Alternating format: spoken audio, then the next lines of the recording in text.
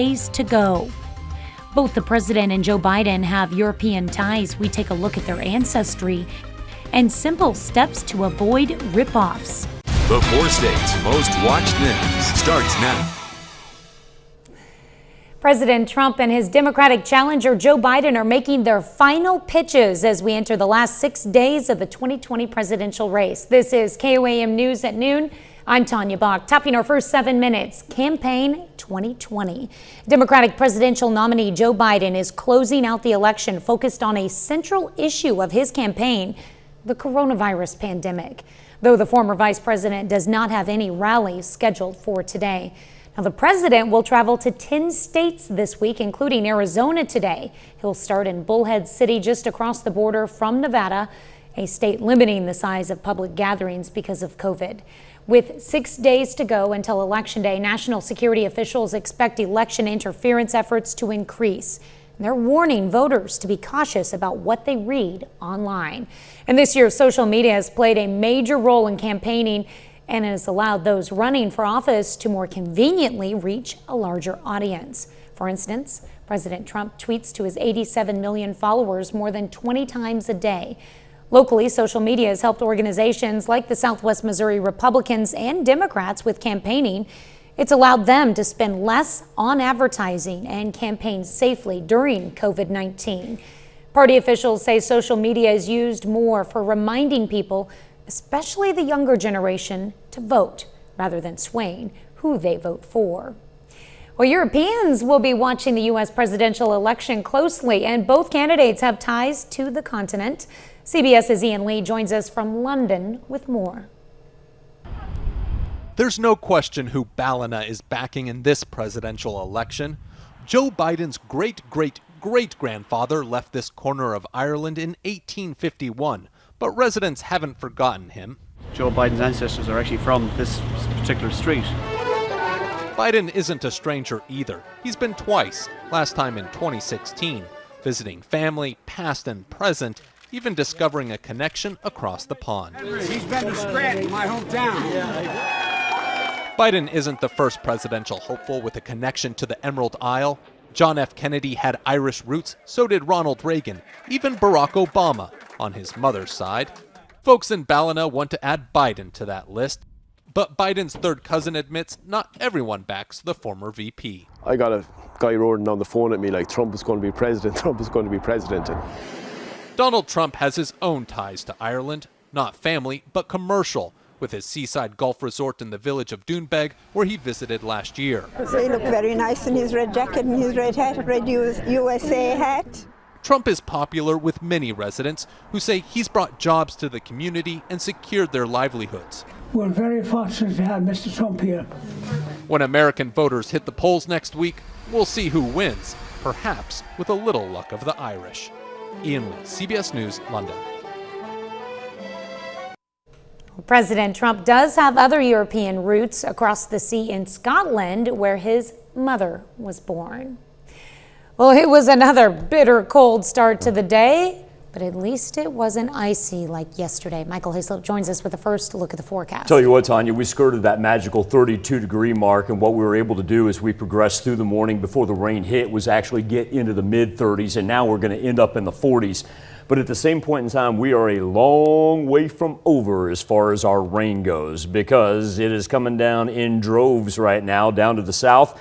And even the people up to the north, guess what? It's coming your way, because we're just going to keep on soaking up everything that's down in Texas as it rides right through Oklahoma and then through the 4 states for the rest of Wednesday evening in to Thursday morning. And that's why we've got flood watches. That's not a winter weather advisory. It's been flipping back and forth on me.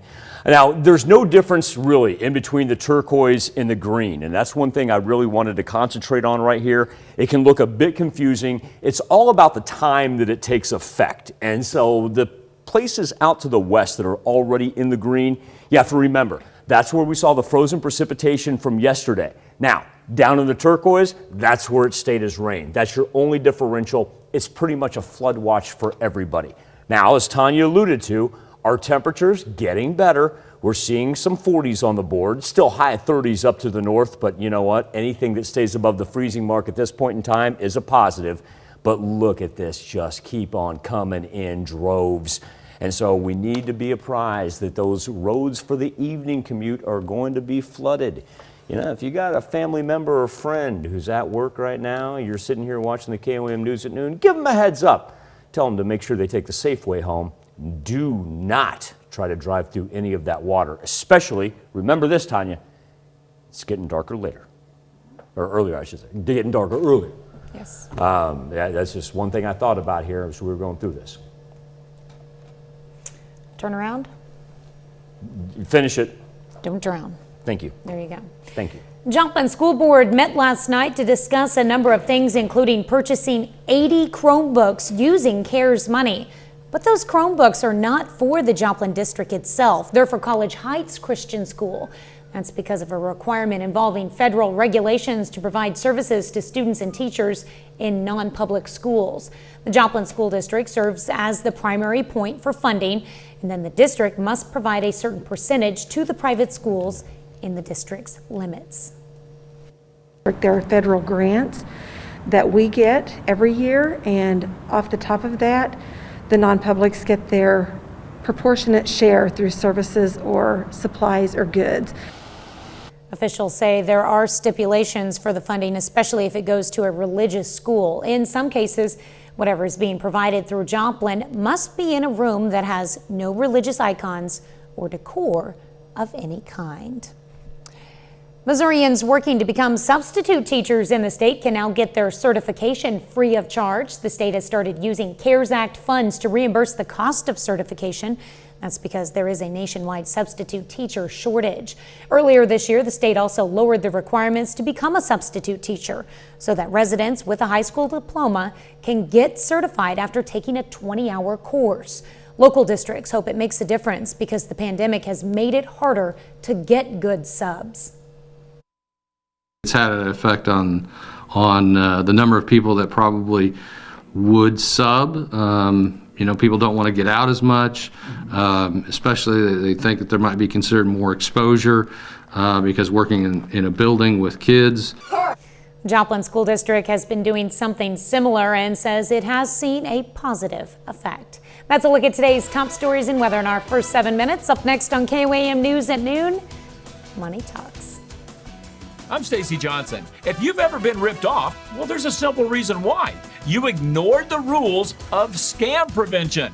Ready for a refresher? Good. It's just ahead on Money Talks News. And later, take your taste buds on a Mediterranean vacation with today's Mr. Food recipe for Greek potatoes. For a fallen victim to a scam, and who hasn't? You probably wish there were some simple signs that would reveal a ripoff before you fall for it. Well, as it turns out, there are. Here's money expert Stacy Johnson. No, you need to stop calling this number because it's being tapped and we're tracing the call and we know where you're calling from. If there's one thing pretty much everyone in the modern world has in common, it's that at one time or another, we've all been ripped off. Whether it's an ad, an infomercial, an email, a phone call, seems like around every corner these days, there's a crook. But you know, if you master the simple rules, call them the golden rules of scam prevention, you'll never get ripped off again. Rule number 1, speed kills your savings. Don't ever be pressured into making a snap decision. Rule number 2, seek and you shall find in 0.3 seconds. Before dealing with anyone or buying anything, put it in a search engine along with words like review. Check with the BBB online. The internet is a powerful tool. Use it. Rule number 3, if you're getting something for nothing, you might be the product and not the customer. In other words, if you're surrendering your personal information in order to get something for free, your information is probably being sold and maybe to people you don't want it to be sold to. Rule number 4, use the help you've already hired. Your tax dollars pay for tons of consumer assistance, from the FTC to the CFPB. Their sites are chock full of useful information. Rule number 5, don't ever answer unsolicited calls or emails. In most cases, robocalls are illegal, and any email without an opt-out is also illegal. Why the heck would you deal with anyone who's breaking the law simply by contacting you? Now that sounds simple, doesn't it? And yet, even as I'm speaking right now, someone somewhere is losing their hard-earned money by ignoring one of these rules. And you know what? I've got 5 more waiting for you. Go to Money Talks moneytalksnews.com and just do a search for scam prevention. For Money Talks News, I'm Stacey Johnson. Well, as Stacey said, he's got lots more information and links at his website. To get there, just head over to our website at KOAMnewsnow.com and click on the Money Talks link. Still to come on the KOAM News at Noon, Mr. Food. You don't have to be Greek to whip up the dish we're making today. I'll show you. First, Michael Hayslip returns with your complete forecast.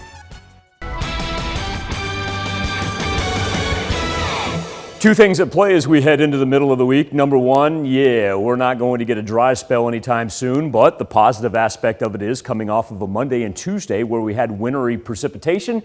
At least we get to keep today as rain. But I tell you what, it is coming down right now throughout northeast Oklahoma. Got a good call from my friend Mike down in Goodman in McDonald County, letting me know that torrential rain right there. They were sitting in the 40s though. That's the key factor as we can take a look at the sweeping radar and just show you this area right here is where it's just coming down in droves, and then on the western portion of southeast Kansas. Now, if you've just been getting the light drizzle right through here, you're not spared as of yet, because everything down to the south is going to continue to move to the north all the way through the afternoon hours, and that goes for everybody in our northern counties as well. Now, this is with the lightning tracker and storm reports on, so far so good. And really, I took a look at the hydrographs for some specific rivers, namely the Spring and the Neosho, and they were actually running so low leading into our bout of rain from today that I don't really anticipate a whole lot of flooding. With that being said, we still do have flood watches all the way into Thursday evening. So those low-lying areas, please know, those low bridges, agricultural areas, those are still going to pile up, because you have to remember, even though some of it was wintry out to the western portion of southeast Kansas right there, we're to the point now where it's beginning to melt. And so what that's going to do, if you go back to Saturday when our rain actually started, we're already piling up in excess of 3 inches out there in south of I-44, and we've still got another 1.5 inches, 2 inches to go before we're done on Wednesday. As a matter of fact, when we look at this area right here, it's extensive flood warnings ranging from Wichita to the 4 states all the way through the Ohio River Valley. And then we turn our attention down here. Well, these flood warnings and that right there, hurricane warning. Let's to update Hurricane Zeta, Category 1 right now. Let's hope we can keep it as a 1. And this is actually a good thing. The fact that it's moving at 18 miles per hour. You know, if you go back to Harvey, I was having this conversation with somebody. It was Jesse. Jesse and I were having this conversation. He was like, wow, that's moving fast. Is that dangerous? I said, nah. You know, remember Harvey from a couple years ago, the problem was it was moving at 1 mile an hour. And so that just allows it to dump rain, rain, rain. The fact that if we can keep this at 18 miles per hour, kind of get it just whoosh, splitting right through New Orleans, I mean, they're going to have a storm surge. They're going to have torrential rainfall. They're going to have flooding. But the faster we can move this inland makes it become a low pressure system a whole lot faster. Now, here's our temperatures as we stand here at the noon hour. 39 in Girard, 41 in Aurora, and 37 in Independence. And finally, a little shift in the jet stream. That means warmer temperatures are on the way. But the key factor for future track is look at how long this rain lasts. So like I said, everybody up to the north, you're eventually going to get it, because all the way into Thursday morning, it's still pouring. Now, Thursday afternoon is when we actually get a split off to the east, and then we can head into a very nice weekend where we warm up into the 50s and 60s. Halloween's still looking delightful for the kiddos. All right, that's good. I'm glad temperatures are going up for this weekend. You know, after we get through this bout too, we'll kind of turn our attention to Tuesday and talk about Election Day weather, which right now even looks better than Halloween. Sounds great. Yeah. All right. Thanks, Michael. We take this time to honor today's four-state hero, Lieutenant Colonel Barbara Bevins in the U.S. Air Force. She hails from Golden City, Missouri, and joined the 3rd Combat Support Group in 1971. Bevins was stationed in the Philippines and continued to serve until 1993. To Lieutenant Colonel Barbara Bevins, we thank you, our four-state hero. Today's recipe features a side dish loaded with classic Greek flavors. And yes, it does deserve a big opa. Howard shows us how to make Greek potatoes in the Mr. Food Test Kitchen. When it comes to side dishes, we often find ourselves in a rut. We end up making the same few dishes over and over. Well, to help you add some excitement to your table, we came up with an easy potato casserole that starts with a few market shortcuts and ends up with everyone asking for more. We start by adding a bit of basil, oregano, garlic powder, and salt to some olive oil. Now we add a package of refrigerated sliced potatoes and give that a good mix until the potatoes are coated. We spoon it into a baking dish and into the oven it goes for 30 minutes or so until it's heated through and the edges get nice and crispy. The nice thing about starting with refrigerated potatoes is they're super quick since they come pre-cooked. And when this comes out of the oven, finish it off with some crumbled feta and a bit of lemon juice, and we have a hot and hearty Greek-inspired side dish that is anything but boring. As a matter of fact, if you'd like the recipe, just type in Greek potatoes on MrFood.com and you'll be armed with a new side dish that'll have your gang asking for seconds time and time again. I'm Howard in the Mr. Food Test Kitchen, where today we found a Mediterranean way for you to say, ooh, it's so good. Those do look tasty. You can find this recipe along with a lot more good food from the Mr. Food Test Kitchen online. Just go to our website at KOAMnewsnow.com. Here's a look at our 4-state market price.